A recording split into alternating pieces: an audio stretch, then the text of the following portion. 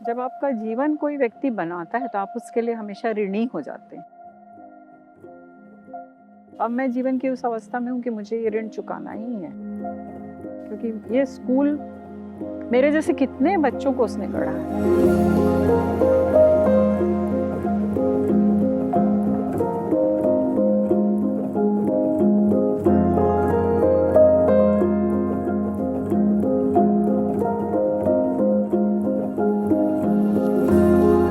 तो 2004 में मैं आई थी यहाँ पर। उस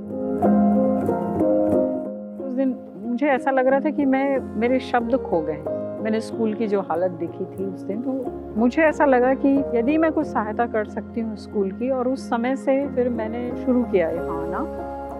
मैं डॉक्टर निशा मुखर्जी, मुझे इस स्कूल से पास आउट होके कम से कम 50 साल हो गए। मैं 1969 में पास आउट हुई यहाँ से। कुछ वर्षों से मैं लगातार स्कूल के लिए काम कर रही हूँ। इस स्कूल की स्थापना को कम से कम 117 साल हो चुके हैं। शुरू में इसे अमेरिकन मिशनरी मिस आडेले वॉबस ने अपनी मेहनत से चलाया। इसका नाम सालेम गर्ल्स स्कूल रखा गया क्योंकि इस स्कूल को चलाने के लिए Salem church of Rochester, New York, USA ने सहायता दी थी।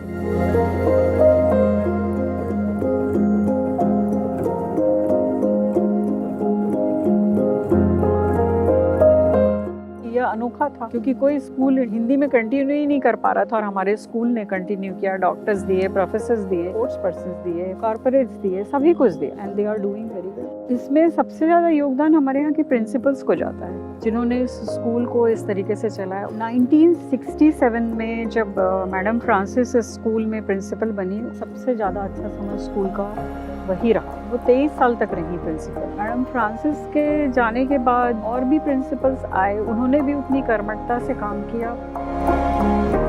मैं श्रीमती एस वाघे, 1977 में जब मैंने इस स्कूल को ज्वाइन किया, इतना अधिक एडमिशन के लिए हमारा मारी होती थी कि लोग यहाँ से वापस जाते थे। यहाँ पे प्रायोगिक शालाएं बहुत अच्छी थी, कक्षाएं अच्छी थी, और इसके लिए और भी अधिक बाहर से लोग आते थे। उस समय पुराने जो शिक्षक होते थे, बड़े मेहनत के साथ और तैयारी के साथ आते थे, खूब अच्छी पढ़ाई करते थे। हिंदी मीडियम होते हुए भी अंग्रेजी की पढ़ाई इतनी अच्छी होती थी, हमें नहीं लगता था कि हमारे स्कूल की हिंदी मीडियम की पढ़ी हुई छात्राएं देश विदेश में आज अपना नाम ऊंचा कर चुकी हैं। हमारे यहाँ सांस्कृतिक कार्यक्रम अच्छा होता था, तो स्काउट का हमारे यहाँ ट्रेनिंग होती थी। स्टेट लेवल में सालेम का काफ़ी नाम था हर तरीके के खेल में। वाद विवाद प्रतियोगिताओं में बहुत स्कूलों में जाते थे और जीत के आते थे हमेशा।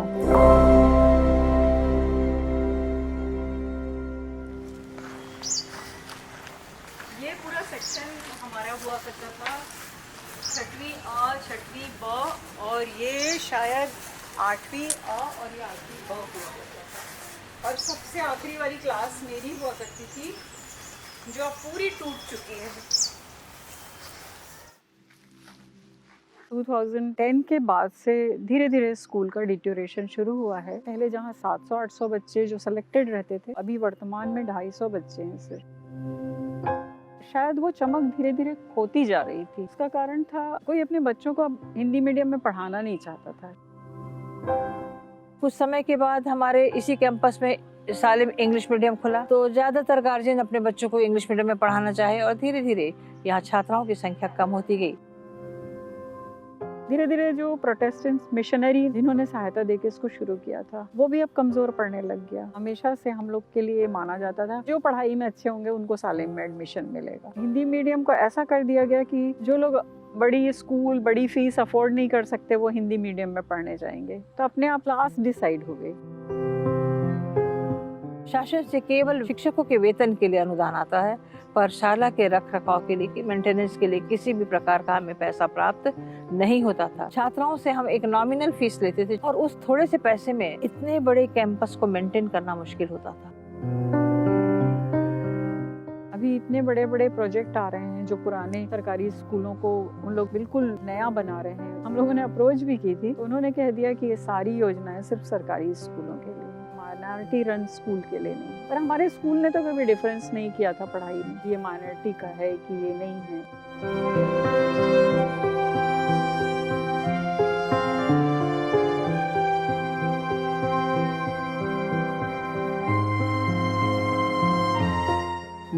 मुकेश कुमार, मैं प्रभारी प्राचार्य के रूप में कार्य कर रहा हूँ। इन बालिकाओं की फीस जो है हम ज्यादा नहीं रख सकते हैं, क्योंकि उतना ज्यादा फीस ये लोग पेड करने में असमर्थ होते हैं। हमारे स्कूल की जो स्थिति है कोविड-19 के कारण से बहुत ही खराब हो चुकी है और अभी ऑनलाइन क्लास भी चल रही है और जब तक हमारा स्कूल नहीं खुल जाता तब तक फीस मिलना असंभव है। आज मैं विशेष रूप से धन्यवाद देती हूँ शाला के इस भूतपूर्व छात्राओं को, जिन्होंने ये बीड़ा उठाया और अपनी इस पुरानी शाला की वो चिंता आज भी करती हैं।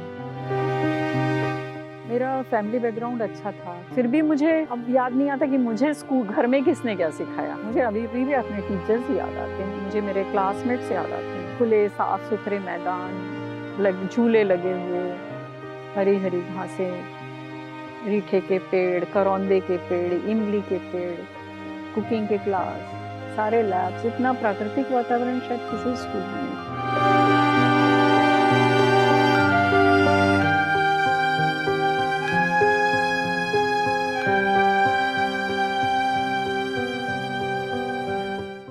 उस समय हमारी लाइब्रेरी बहुत अच्छी हुआ करती थी, पर अब सब कुछ पुराना हो चुका है। फर्नीचर टूट चुका है, दीवारें पुरानी हो चुकी हैं, छत टपकती है, पेड़ पौधे ऐसे बड़े हो गए हैं जैसे उनकी कोई देखभाल नहीं होती है। मतलब समझ में नहीं आता कहाँ से शुरू किया जाए। मुझे लगता है एक ही सेक्टर बच गया है, वो सिर्फ हमारे स्कूल के जो एलुमनी हैं या हमारे ओल्ड स्टूडेंट्स हैं। मुझे लगता है सिर्फ वही इस स्कूल को बचा सकते हैं और उबार सकते हैं और फिर से हमारी लीगेसी जो इतने सालों की है उसको वापस ले आएंगे।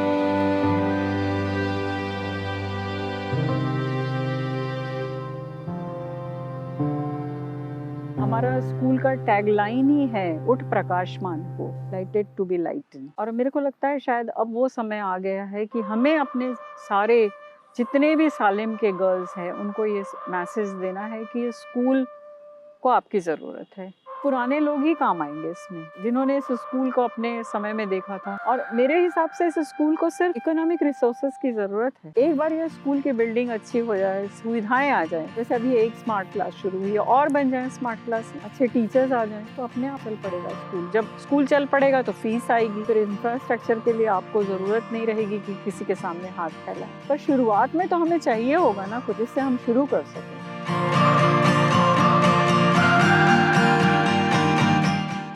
जो बच्चे हार्डशिप से बड़े होते हैं वो अच्छे मनुष्य तो रहते ही हैं और हर प्रोफेशन में जाएंगे तो वो पूरी निष्ठा से काम करते हैं, क्योंकि उन्होंने उसको बहुत मुश्किल से पाया। तो इस स्कूल में हर बच्चा जिसने भी कुछ पाया उसने पूरी अपनी मेहनत से पाया। जो बच्चे पढ़ते हैं भले वो अनप्रिविलेज क्लास से आ रहे हैं, सो कॉल्ड समाज की नज़रों में ऐसा सोचा जाता है कि नहीं, इनके लिए अवसर उतने नहीं है जितने हमारे लिए हैं, तो ये गलत है। उनके लिए भी अवसर उतने ही है इस स्कूल के द्वारा दिए गए।